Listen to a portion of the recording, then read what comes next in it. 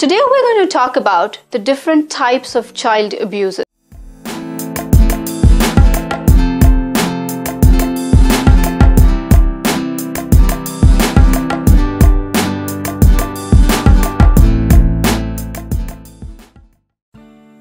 Hello winners!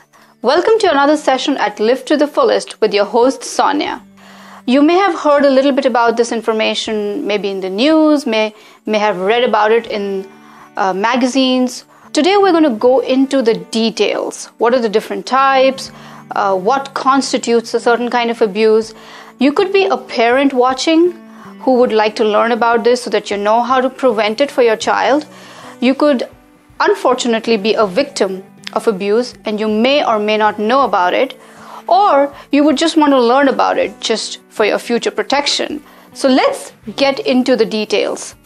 There are two main categories of child abuse: primary abuse and secondary abuse. As the word suggests, primary abuse is where the child is directly victimized. Secondary abuse is that the child may not be a direct victim, and I'll cover that more in detail in just a minute. The three major types of primary abuse are physical abuse, emotional abuse, and sexual abuse. The first kind of primary abuse is physical abuse. Now, physical abuse is one of those abuses which is comparatively easier to measure because it's tangible. It involves any bodily harm done to a child. It could involve kicking, biting, punching, pushing, grabbing them by their hair. But one special kind of physical abuse is substance abuse. One specific example of child substance abuse was recently an article about how a child was born a drug addict. It was an extremely shocking article, needless to say. However, this was a classic example of substance abuse, but prenatal substance abuse, which basically means that if a pregnant mother is taking drugs or alcohol or tobacco, she can actually harm the fetus, and that is a kind of substance abuse and a kind of child abuse. Any other kind of child abuse which involves substance abuse can be giving the child alcohol just in frustration because the child is crying, and to kind of pacify the baby and put the baby to sleep. That is substance abuse. The second kind of primary abuse is emotional abuse. Any harm done to the child which decreases their self-worth is emotional abuse. In my personal opinion, this particular abuse is the one that is the hardest to measure because it's not tangible. However, it is the most impactful. It's also one of the kinds that the lines are blurred between disciplining of parenting versus emotional abuse, because emotional abuse constitutes of threats, insults, a lot of intimidation, putting down the self-worth of the child, making fun of them in public or in front of their friends, making them not believe in themselves, name calling, like saying stupid or what an idiot. Another very common example of emotional abuse is controlling parents. Now, this is where the line blurs between discipline involved in parenting versus emotional abuse, which is why I said earlier that emotional abuse is one of the toughest to categorize and identify that this is abuse versus this is strict parenting.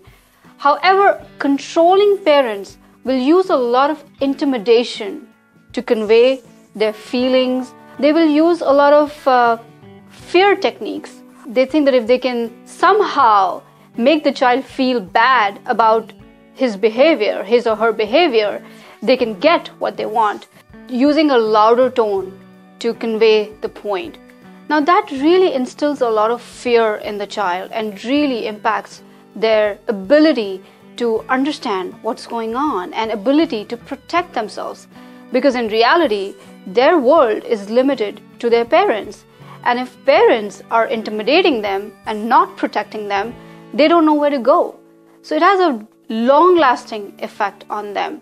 This is a special thing that I wanted to cover, that a lot of times parents miss this, that by being very controlling, you can actually be extremely emotionally abusive to the child.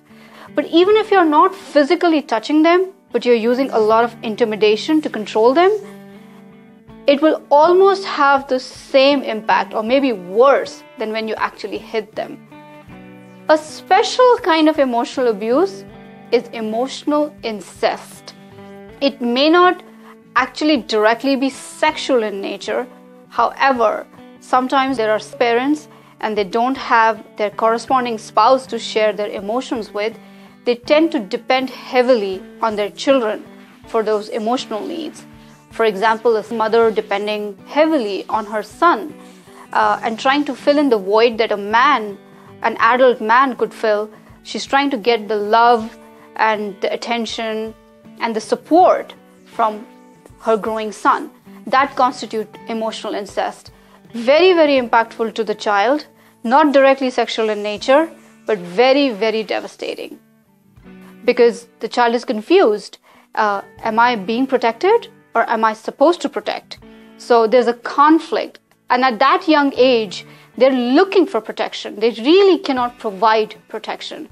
Hence the term emotional incest.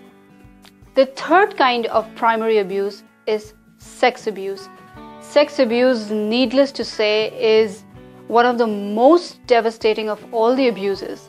In fact, it is, in my personal opinion, a special kind of emotional as well as physical abuse. But sexual abuse can be defined as any unwanted touching, any kind of sexual exploitation, any kind of molestation, unwanted viewing or exposure to pornography to the child.